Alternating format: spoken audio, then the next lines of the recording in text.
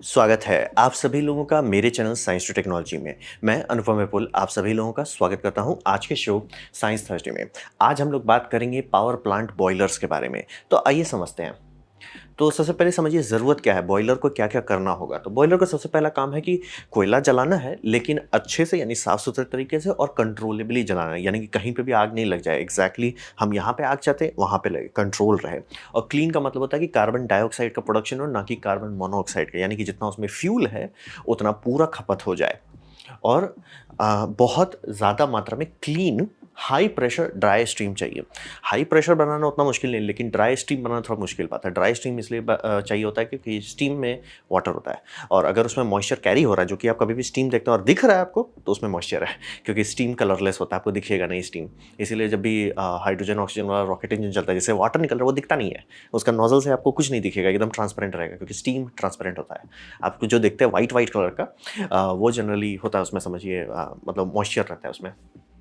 और इसका मेन काम है इफ़िशिएंसी के साइड से कि सबसे ज़्यादा हीट जितना ट्रांसफ़र किया जा सकता है, वो ट्रांसफ़र कर दे एग्ज़ॉस्ट गैस और वाटर के बीच में। क्योंकि कोयला में क्या है, कोयला में है केमिकल एनर्जी। आपको क्या चाहिए? आपको चाहिए बिजली। बिजली तक कैसे पहुँचेंगे? कोयला जलाएँगे, कोयला से जो केमिकल एनर्जी निकलेगा थर्मल एनर्जी के फॉर्मेट में, वो एनर्जी को आप वाटर में डालेंगे, वाटर उसे स्टीम में बदलेगा, स्टीम को आप टरबाइन में डालेंगे, टरबाइन उसे मैकेनिकल में बदलेगा, मैकेनिकल को आप जनरेटर में डालेंगे, जनरेटर आपको बिजली निकाल के दे देगा।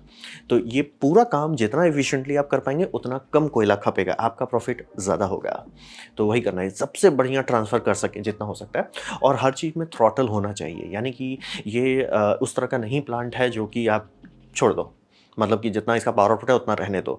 बेस लोड के तौर पर लगाया जा सकता है, लेकिन कोल पावर प्लांट को हमेशा ऐसा डिज़ाइन किया जाता है कि आप उसको थ्रॉटल कर सकें। जैसे मान लीजिए कि वो 500 मेगावाट का है, तो 500 मेगावाट कंटिन्यूअसली दे सके, बल्ले-बल्ले। लेकिन हो सकता है ग्रिड में पावर का रिक्वायरमेंट कम हो जाए, जो कि जनरली हर रात को होता है।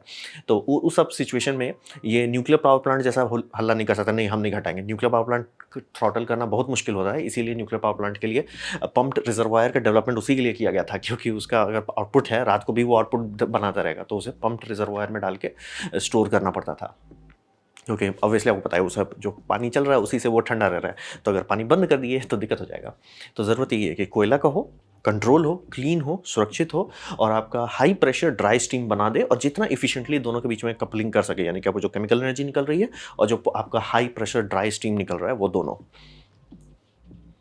तो सबसे पहले स्टार्ट करते हैं कोल से। तो कोल यहाँ पे समझिए कि कोल सूखा होना चाहिए। अब रहा बात कि कोला आप जैसे बहुत जगह तो ओपन पिट में ही रखा जाता है, बहुत जगह उसके लिए साइलो बनाए जाते हैं, उसमें रखा जाता है, लेकिन फिर भी आप समझिए एटमॉस्फेयर में मॉइस्चर है, वो मॉइस्चर उसमें घुस ही जाता है, तो कोयला भीग जाता है, मतलब मॉइस्चर कंटेंट बढ़ जाता है। आपको चाहिए सूखा प्लस पाउडर। पाउडर क्यों चाहिए? क्योंकि कोयला को अगर आप सीधे आग लगाएं, जैसे ये माउंटेन में आप मतलब आग लगाने की कोशिश करते हैं, बहुत धीरे धीरे जलेगा। आपको चाहिए बहुत ज़्यादा पावर, बहुत जल्दी, बहुत जल्दी, मतलब इसका बर्न रेट जो है आपको बहुत बढ़ाना है। आपको चाहिए ढक से डाले, झक से जल जाए।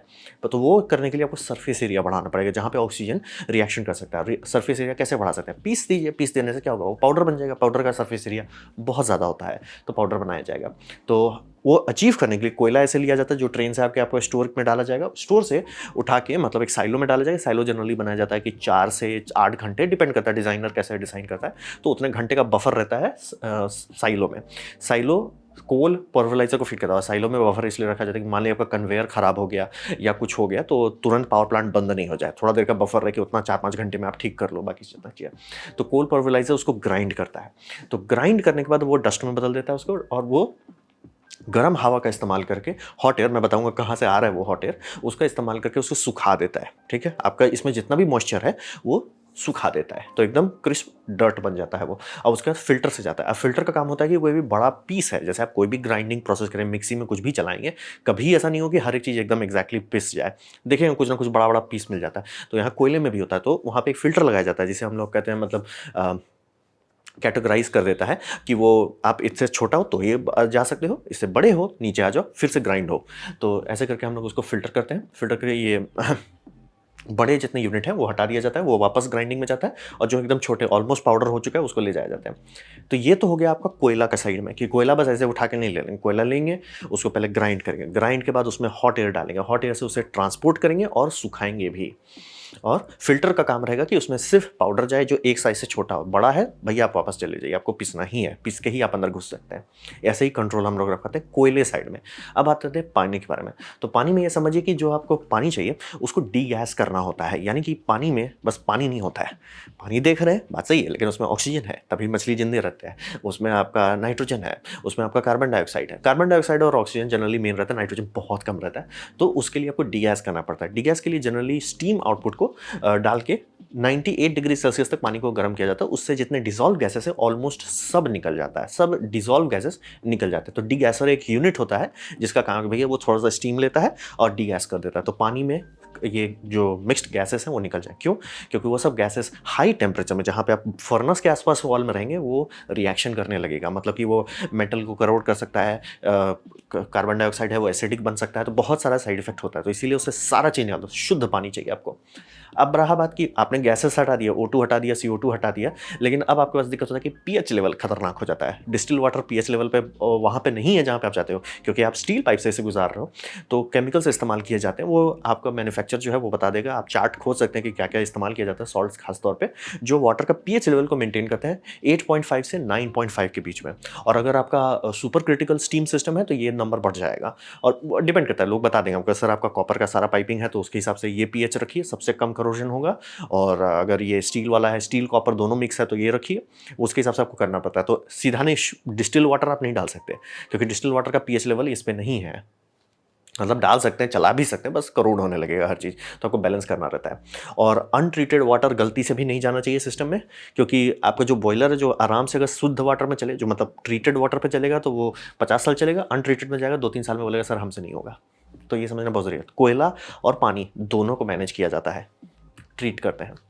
अब बात करते हैं हवा के साथ। तो हवा को क्या किया जाए, समझिए जहाँ पे भी आपको आग चाहिए ना, वहाँ पे आपको चाहिए फ्यूल और हवा। तो यहाँ पे वैसा नहीं किया जाता। यहाँ पे हवा को 2 हिस्सों में बांटा जाता है। आपका जो मेन ब्लोअर है उसे 2 हिस्सों में हवा को लिया जाता है। पहला हवा को कहते हैं हम लोग प्राइमरी एयर। तो प्राइमरी एयर का काम होता है, ये कोयला का जो पाउडर आप बना रहे हैं उसे सुखाएगा और उसे ट्रांसपोर्ट करेगा। पाउडर बनाने का ये दूसरा फायदा होता है कि आप पाइप के माध्यम से ट्रांसपोर्ट कर सकते हैं कोल को ऐसे ट्रांसपोर्ट करना बहुत मुश्किल होता है, लेकिन अगर आप उसे डस्ट बनाते हैं तो डस्ट को हवा के साथ ब्लो कर सकते हैं। तो प्राइमरी एयर का काम वही रहता है कि आपका जो एयर कंप्रेसर से आउटपुट आ रहा है उसको आप लेते हैं, उसमें उसका माध्यम से इस्तेमाल करके आप पाउडर को चेंबर तक ले जाते हैं। और यहाँ पे जनरली हवा और कोयला का रेशियो बैलेंस रखा जाता है। क्यों? क्योंकि यहाँ पे समझिए 3 चीज़ है और तीनों बहुत खतरनाक है। पहला, यहाँ पे ईंधन है, कोयला है जो कि डस्ट फॉर्मेट में, यानी कि उसका सरफेस एरिया इतना ज़्यादा कि आराम से आग पकड़ सकता है। दूसरा, यहाँ पे ऑक्सीजन है। आप हवा क्यों डाल रहे हो? ऑक्सीजन के लिए ना, यहाँ ऑक्सीजन है। तीसरा, ये गर्म है। ये आप समझ रहे, आग के लिए जो 3 चीज़ चाहिए, तीनों चीज़ है इसमें। तो ये बहुत खतरनाक मशीनरी रहती है। तो यहाँ पे बैलेंस करना बहुत सीरियस बात है। मतलब यहाँ पे मेंटेनेंस वाले क्रू को बहुत ध्यान देना होता है कि कहीं पे भी खुला स्पार्क रहा सीधे सुहा कर देगा। डस्ट पैन जो मतलब उसके जो स्ट्रक्चर्स होते हैं उसमें बहुत सारी जगह क्लीन करना, अगर वो क्लीन करना किसी दिन भूल गए और वहाँ पे कोई कोयला गिरे, क्योंकि समझिए जगह बहुत गर्म होता है, अराउंड 100 to 300 डिग्री सेल्सियस तक गर्म रहता है, तो धीरे धीरे कोयला आग पकड़ ही लेगा, क्योंकि हवा तो आप ही दे रहे हो और गर्मी वो धीरे धीरे पकड़ ही लेगा, तो सुलग के आग पकड़ लेगा और वो आग पकड़ा बूम बम बिड़ी भीम कर देगा। तो 10% हवा रखते हैं ताकि तुरंत न आग लग जाए। और उसको बस इतना देर तक रखना होता है कि भैया तुम चेंबर तक चले जाओ, तो वह बस ग्राइंडर से उठा के चेंबर तक हम तुमको डिलीवर करते हैं। इसीलिए कोयला पहले पिस के नहीं रखा जाता है, ताकि डिलीवरी के टाइम आपको कोई दिक्कत नहीं हो। 10% हवा वहाँ से आ रहा है आपका। अब फिर दूसरा एक कंट्रोल वाल्व रहता है जो हम लोग कहते हैं सेकेंडरी एयर फीड। तो सेकेंडरी एयर फीड का काम होता है कि आग कैसे जल रहा है और उसका इफिशियंसी को वो मैनेज करता है। अब बोलेंगे भाई ईंधन तो आपका आ रहा है प्राइमरी से, वो कोयला को ले जा रहा है, तो वो आपका हो गया थ्रॉटल।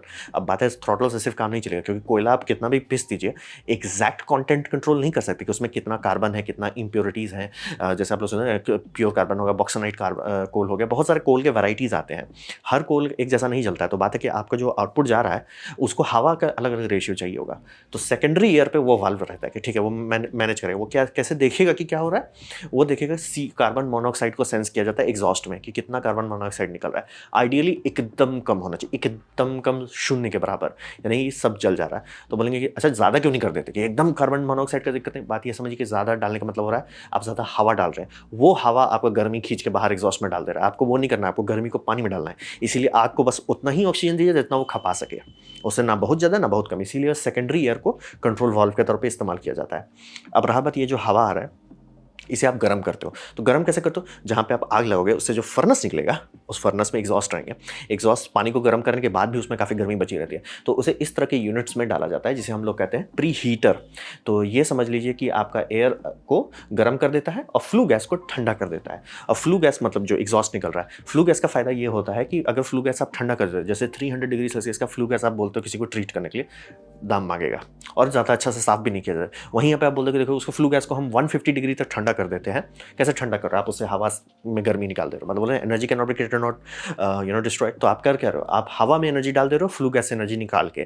तो हवा आपका गर्म हो गया और आपका फ्लू गैस ठंडा हो गया। अब ठंडा फ्लू गैस को मैनेज करना ज़्यादा आसान होता है। जितने भी कंपोनेंट लगेंगे फ्लू गैस ट्रीटमेंट में वो ज़्यादा लंबा चलेंगे अगर आपका एग्जॉस्ट टेम्परेचर कम रहे।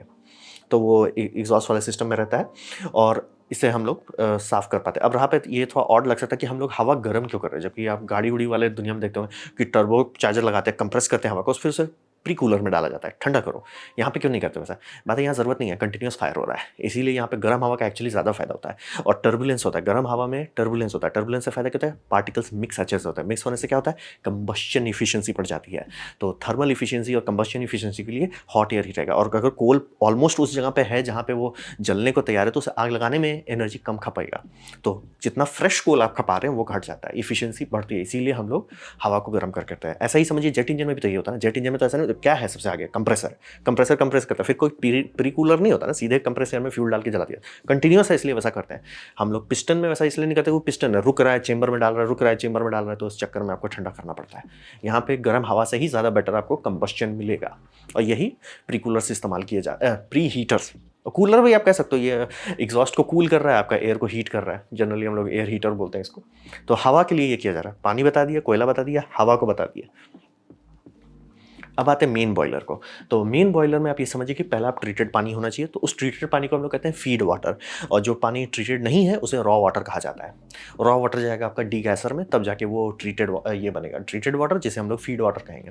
और ये सबसे पहले जाता है आपका इकोनॉमिजर में, यानी ये पाइप समझ लीजिए यहाँ से आपका आ रहा है, ये आपने डाले इकोनॉमाइजाइजर, इकोनॉमाइजाइजर बड़ा अजीब वर्ड है, इकोनॉमाइजाइजर में डाल दिए। अब वो उसे प्री हीट करता है पानी को। और आप ये समझिए आग इस डायरेक्शन से जा रहा है और पानी इस डायरेक्शन से आ रहा है। ये दोनों का डायरेक्शन काउंटर इसलिए रखा जाता है कि अगर आप सीधे ठंडा पानी, ठंडा एज इन लाइक वो 50 डिग्री सेल्सियस भी हो, वो आप डालेंगे जहाँ पे वो 100-150 डिग्री सेल्सियस है, या 500 डिग्री या 700 डिग्री सेल्सियस तक का हीट है, वो तुरंत थर्मल शॉक से डैमेज हो जाएगा। तो पानी को पहले इकोनॉमाइजर के भैया तुम रूम टेम्परेचर थोड़ा एलिवेट हो जाओ, 60, 50, 70 तक आ जाओ, एलिवेट करते हैं इकोनॉमाइजर। तो और यहाँ पे समझिए वो फ्लू गैस को भी ठंडा कर देता है। तो आपने निकाल दिया, बढ़िया से गया। अब वो गया आपका स्टीम ड्रम में। ये ड्रम में डालते हैं। ड्रम में डालने के बाद उससे पाइप नीचे निकाला जाता है जो आपका वॉल में जाता है। यहाँ पे मेन फर्नेस है, वॉल्स में, और ये जो कि पानी डेंस होता है स्टीम से, तो पानी नीचे आता है। और यहाँ पे जैसे पानी पहुँचता है, ग्रेविटी फीड है, ये पानी आपने बॉईल किया, बॉईल करने के बाद क्या होगा? वो ऊपर जाएगा क्योंकि उसकी डेंसिटी घट गई, नीचे खींचेगा, तो ऐसे करके ये खुद बस सर्कुलेट होने लगता है। अब यहाँ पे आपके पास आ रहा है स्टीम प्लस पानी। स्टीम शुद्ध नहीं है अभी, आपका स्टीम है, बात सही है, लेकिन उसमें प्रेशर भी है, वो भी सही है, लेकिन वो शुद्ध नहीं है, उसमें अभी भी बहुत ज़्यादा वाटर कंटेंट है। लेकिन आपने मेजॉरिटी हीट निकाल लिया है, फायर से मेजॉरिटी हीट आपने निकाल लिया है। अब ये जाके स्टीम ड्रम में गया। स्टीम ड्रम के बाद आप स्टीम को निकालोगे अलग पाइप से, क्योंकि इसमें पानी और वो है तो सेपरेटर लगाया जाता है स्टीम ड्रम के अंदर। तो आप उससे स्टीम निकालोगे। अब ये स्टीम जो है वो शुद्ध नहीं है, क्योंकि अभी भी आप मतलब समझ रहे, पानी मेजॉरिटी बड़ा बड़ा पानी का ड्रॉपलेट हटाती है, छोटा ड्रॉपलेट अभी भी रहेगा। तो इसे प्री हीटर्स में डाला जाता है, या सुपर हीटर कहते हैं कुछ केसेस में। तो सुपर हीटर का काम रहता है कि अब ये हीट को लेके शुद्ध बनाओ। इसे अब ऐसा स्टीम कर दो जो बहुत हाई प्रेशर पे, बहुत हाई टेम्परेचर पे, और एक ज़रा भी वाटर वेपर कंटेंट नहीं है, कुछ नहीं, मतलब वाटर नाम का कोई चीज़ उसमें है ही नहीं, वो शुद्ध हाई प्रेशर स्टीम है। और ये आपका सुपर हीटेड स्टीम जाता है आपका हाई प्रेशर टरबाइन में। टरबाइंस में आपको बताएंगे जनरली कई सारे स्टेजेस होते हैं, 3 स्टेज तक आपको मिल सकता है। तो वो गया हाई प्रेशर स्टेज में। हाई प्रेशर ये मतलब समझ लीजिए हाई प्रेशर स्टेज के बाद स्टीम तो घुसा, और स्टीम मान लीजिए उस टाइम अराउंड 1000 या 2000 PSI पे घुसेगा, तो निकलेगा, टेम्परेचर ऑलमोस्ट सेम रहेगा, लेकिन प्रेशर बहुत ड्रॉप कर जाएगा। तो वो जो आउटपुट निकल रहा है, जो अब आपका हाई प्रेशर से मीडियम प्रेशर तक उतर गया है, उसे लेके वापस से रीहीटर में डाला जाता है। रीहीटर मतलब रीसेंट टेक्नोलॉजी है, रीसेंट एज इन लाइक 1970 का, क्योंकि आप लोग सुनते हो ना बहुत पहले से हम लोग कोल पावर बना, लेकिन शुरू वाले 10-15% ही एफिशिएंट हो, तो बात वही था। हम लोग ये सब सेकंड स्टेज थर्ड स्टेज नहीं डालते थे। तो आपका हीट निकल गया, मेजॉरिटी वर्क हो गई है, आपका कोल से जो मेन पावर निकल रहा है वो निकल चुका है। लेकिन बात है कि आप जला तो चुके हो कोयला, तो फालतू का एनर्जी क्यों वेस्ट करो। तो जो आउटपुट निकला, वो आउटपुट को वापस हीट कर रहे हो, आपका स्टीम अभी भी शुद्ध है, अभी भी उसमें आप हीट डाल रहे हो। अब ये हीट को आप डाल रहे हो मीडियम स्टेज टरबाइन में। मीडियम स्टेज बचा खुचा वर्क निकाल देता है और आपका एग्जॉस्ट और ठंडा कर देता है, और उससे जो आउटपुट निकलता है वो जाता है बड़ा टरबाइन पे। जितना बड़ा टरबाइन होगा यानी उतना कम प्रेशर पे काम कर रहा है। छोटे टरबाइन हाई प्रेशर पे काम करते हैं, तो सबसे ज़्यादा वर्क जहाँ से बन रहा है वो इतनी सुन टरबाइन होगा, मीडियम वाला इतना बड़ा होगा, और लार्ज वाला जो बहुत बड़ा है वो बहुत लो प्रेशर पे काम करता है। और लो प्रेशर से जो टरबाइन चलाया जाता है वो फाइनल स्टेज होता है। जनरली 3 ही करते हैं, हाई, मीडियम, लो। तो लो प्रेशर से जो आउटपुट निकल रहा है वो अब आपका समझ लीजिए कंडेंसर में चला जाएगा, और वहाँ पे समझिए ऑलमोस्ट वैक्यूम है, क्योंकि समझिए ये समझना जरूरी है, टरबाइन टेम्परेचर नहीं उतना ड्रॉप करता लेकिन प्रेशर ऑलमोस्ट खत्म होता है। टरबाइन को उल्टे भाषा में अगर कहना चाहेंगे तो उसे एक्सपैंडर कहा जाता है, कंप्रेसर का उल्टा रहता है, तो वो पीएसआई को सुहा कर देता है। आप डालिए उसमें 1500 पीएसआई, वो दूसरी तरफ एनर्जी निकालने के बाद बोले भाई पीएसआई गायब हो गया सर, आपका पीएसआई घट जाएगा। तो मतलब energy can not be created, PSI में एनर्जी था वो निकाल दिया। टेम्परेचर उतना नहीं करता, इसीलिए पानी उस टाइप से कंडेंसर आपको तभी इसीलिए ज़रूरत बताएगी क्योंकि पानी अभी भी कंडेंस नहीं होगा, अभी भी स्टीम ही है। तो वो धीरे धीरे वहाँ कंडेंस करके आप चलाते हो, और ये समझिए कंडेंसर के बाद पानी फीड वाटर लूप में जाएगा, और फीड वाटर लूप के बाद आप साइकिल को फिर से रिपीट करेंगे। और वही समझिए पूरा ये इतना सारा पाइप सिर्फ इसीलिए लगाते हैं कि स्टीम बनाना आसान है, शुद्ध हाई प्रेशर ड्राई स्टीम बनाना मुश्किल है। और ये इसीलिए कि आप पहले स्टीम बना लो, फिर उसे सेपरेट करो, फिर उसे सुपर हीट करो, सुपर हीट करके हाई प्रेशर चलाओ, फिर हाई प्रेशर से आपका काम हो गया, मेजॉरिटी ऑफ बिजली निकल गई है। जैसे अगर 500 मेगावाट का टरबाइन है तो ऑलमोस्ट समझिए 350 मेगावाट निकल चुका होगा वहाँ से। फिर आप उसे जो सेकेंड स्टेज में डालते हैं, जो मीडियम स्टेज है, वो आप बचा खुचा हीट निकाल रहे हो। तो यहाँ पे आपका समझिए कोल 1 मेगावाट का हीट डाला, जब तक वो मेन वॉल है ये आपका मेजॉरिटी हीट उसे निकाल दिया, आपका समझिए 700 तक खत्म हो चुका है, बचे खुचे आपका 200-300 तक खा रहा है, और फिर जो फाइनल बच रहा है वो आपका ये एयर हीटर खा जा रहा है। तो आउटपुट जो निकल रहा है बहुत कम टेम्परेचर रहता है। कुछ कुछ केसेस में अगर ये बहुत ज़्यादा इफिशिएंट हो जाता है तो आउटपुट टेम्परेचर इतना घट जाता है कि वहाँ पर उनको फैन लगा के एग्जॉस्ट निकालना पड़ता है। एग्जॉस्ट मतलब वो चिमनी जो आप देख रहे हैं, इसलिए आप टेम्परेचर बहुत ज़्यादा घटाना भी नहीं चाहोगे। आप सोचोगे ना कि अच्छा जैसे लो प्रेशर के क्यों ना उसमें भी कॉइल डाल के फिर से गर्मी निकाल दे। बात है कि मान लीजिए आप ऐसा कर देते हैं, उसका दाम बहुत ज़्यादा आएगा, लेकिन साइड इफेक्ट ये हो सकता है कि अगर आप यहाँ पे इतना ठंडा कर दे रहे हैं कि गैस फ्लो नहीं कर पाएगा, चोक करने लग जाएगा ये जगह, ये मतलब फायर ही बुझ जाएगा, भैया गैस निकल ही नहीं रहा, गैस का एक कॉलम बन जाएगा जो रोक देगा। इसलिए वेस्ट एनर्जी हमेशा होना चाहिए हर सिस्टम में। तो जो सेकंड लॉ ऑफ थर्मोडायनेमिक्स है कि वहाँ पे आपको कुछ ना कुछ करके एग्जॉस्ट को निकालना रहता है, इसलिए एग्जॉस्ट बहुत ठंडा भी नहीं करना चाहते। आप चाहते हो जितना वर्क निकाल सके निकाल लें, एम्बियंट से थोड़ा सा ही ज़्यादा गर्म रहे, लेकिन काम हो जाता है। ये हो गया आपका बॉयलर।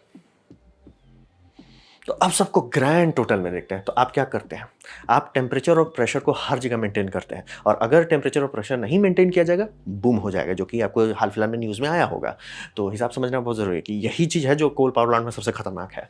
तो आप रॉ वाटर लेते हैं, रॉ वाटर लेके आप उसे शुद्ध करते हैं, मतलब ऐसे बस पानी डाल देने से काम नहीं चलेगा, रॉ वाटर को आप शुद्ध करते हैं, उसे आप फीड वाटर में बदलते हैं, फीड वाटर में आप इकोनॉमाइजर में डालते हैं, इकोनॉमाइजर में डालने के बाद उसे आप ड्रम में डालते हैं, ड्रम से आप स्टीम निकाल देते हैं, स्टीम आप सुपर हीटेड स्टीम का सिस्टम में डालते हैं, वो आपका टरबाइन चलाता है।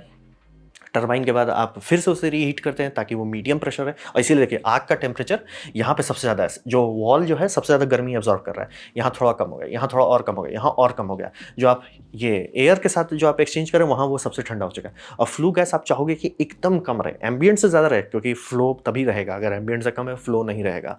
तो एम्बियंट से आप रखना चाहोगे, जैसे मान लीजिए इंडिया के केस में एम्बियंट हॉट होता है तो अराउंड 55 डिग्री सेल्सियस मान के चलिए, तो यहाँ आप कोशिश करो कि एटलीस्ट 60 या 70 डिग्री सेल्सियस रहे, और 100-200 तक आपको करना पड़ सकता है अगर आप बहुत ज़्यादा कोयला जला रहे हो तो तब कुछ मतलब वाल्व्स इसीलिए रहते हैं, वाल्व्स कंट्रोल किया जाएगा कि नहीं देखो यार एयर बहुत ज़्यादा ठंडा कर दे रहा है, उसको बस इतना रखो कोयला जला दे रहा है, लेकिन इसको फ्लू गैस का टेम्परेचर बढ़ाओ। अगर बहुत ऊंचा स्टैक है और टेम्परेचर इतना बढ़ गया गर्मी के टाइम में कि निकल ही नहीं पा रहा गैस, भैया फ्लो ही नहीं कर पा रहा, चोक कर रहा है आपको, तो वो करना पड़ेगा। तो वही समझिए वेट स्टीम आप एकदम गलती से भी टरबाइन में वेस्ट स्टीम को आपका डाल दिया जाता है सुपर हीटर में, सुपर हीटर से आप टरबाइन चलाते हो, टरबाइन से जो एग्जॉस्ट निकलता है उसे रीहीटर में डालते हो, रीहीटर से आप फाइनली ये काम करते हो। और मैंने नीचे डिटेल एनिमेशंस दे दिया, बहुत लोगों को एनिमेशंस देखने में इंटरेस्ट है तो वो लोग देख लीजिए, अच्छा से डिटेल बता रहे, और ये जितना चीज़ क्लियर कर दिया हूँ कि होपफुली आपको वो सब एनिमेशन समझ में आएगा, उलझिएगा नहीं।